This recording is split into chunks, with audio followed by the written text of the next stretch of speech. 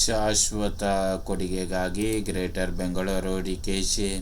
ಬೆಂಗಳೂರು ನಗರಾಭಿವೃದ್ಧಿ ಸಚಿವನಾಗಿ ಸಾಕ್ಷಿಗುಡ್ಡೆ ಬಿಟ್ಟು ಹೋಗಬೇಕೆಂಬ ಕಾರಣಕ್ಕೆ ಗ್ರೇಟರ್ ಬೆಂಗಳೂರು ಮಾಡಲು ಹೊರಟಿದ್ದೇನೆ ಎಂದು ಉಪಮುಖ್ಯಮಂತ್ರಿ ಡಿಕೆ ಶಿವಕುಮಾರ್ ಹೇಳಿದ್ದಾರೆ.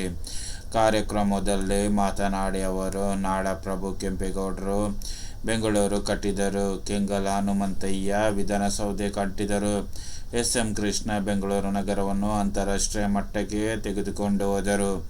ಹಾಗೆಯೇ ಬೆಂಗಳೂರು ನಗರಾಭಿವೃದ್ಧಿ ಸಚಿವನಾಗಿ ಬೆಂಗಳೂರಿಗೆ ಕೊಡುಗೆ ನೀಡಬೇಕೆಂಬ ಕಾರಣಕ್ಕೆ ಗ್ರೇಟರ್ ಬೆಂಗಳೂರು ಬಿಲ್ ಅನ್ನು ವಿಧಾನಸೌಧಕ್ಕೆ ಮಂಡಿಸಿದ್ದೇನೆ ಎಂದರು.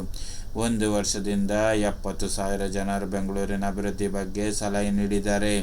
ಅಂತಿಮವಾಗಿ ಎಲ್ಲದಕ್ಕೂ ರೂಪುರೇಷೆ ಸಿದ್ಧಪಡಿಸಿ ಗ್ರೇಟರ್ ಬೆಂಗಳೂರು ಮೂಲಕ ಮಂಡಿಸಿದ್ದೇನೆ ಎಂದರು.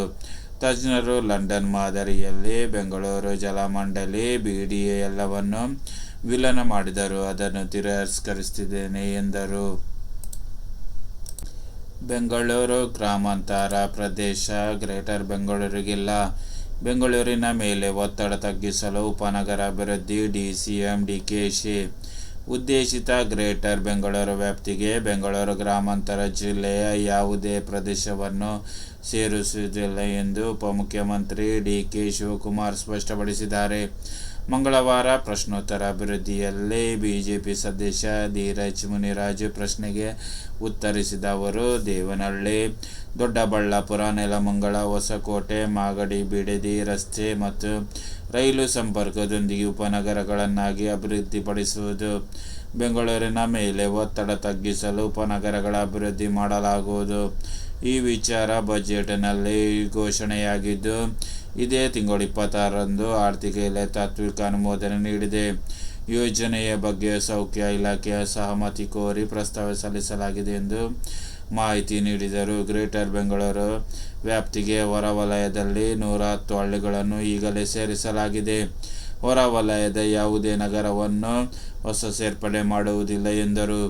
ಈ ವೇಳೆ ಧೀರಜ್ ಮುನಿರಾಜು, ದೊಡ್ಡಬಳ್ಳಾಪುರ ಕೈಗಾರಿಕಾ ವಲಯವು ವೇಗವಾಗಿ ಬೆಳೆಯುತ್ತಿದ್ದು, ಅಭಿವೃದ್ಧಿಗೆ ವೇಗ ತಕ್ಕಂತೆ ಮೂಲಭೂತ ಸೌಲಭ್ಯಗಳನ್ನು ಕಲ್ಪಿಸಲು ಸಾಧ್ಯವಾಗುತ್ತಿಲ್ಲ.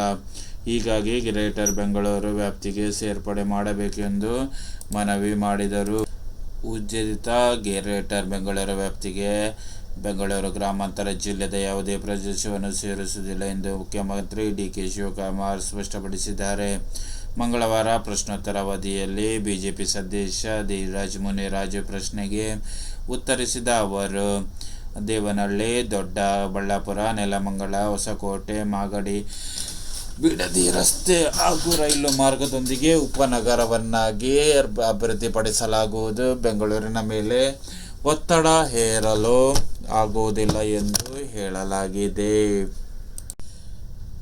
ಅದೇ ರೀತಿ 26 ಇಲಾಖೆ ತಾತ್ಕಾಲಿಕ ಅನುಮೋದನೆ ನೀಡಿದೆ. ಯೋಜನೆಯ ಬಗ್ಗೆ ಸೌಖ್ಯ ಇಲಾಖೆಯ ಸಹಮತಿ ಕೋರಿ ಪ್ರಸ್ತಾವನೆ ಸಲ್ಲಿಸಲಾಗಿದೆ ಎಂದು ಮಾಹಿತಿ ನೀಡಿದರು.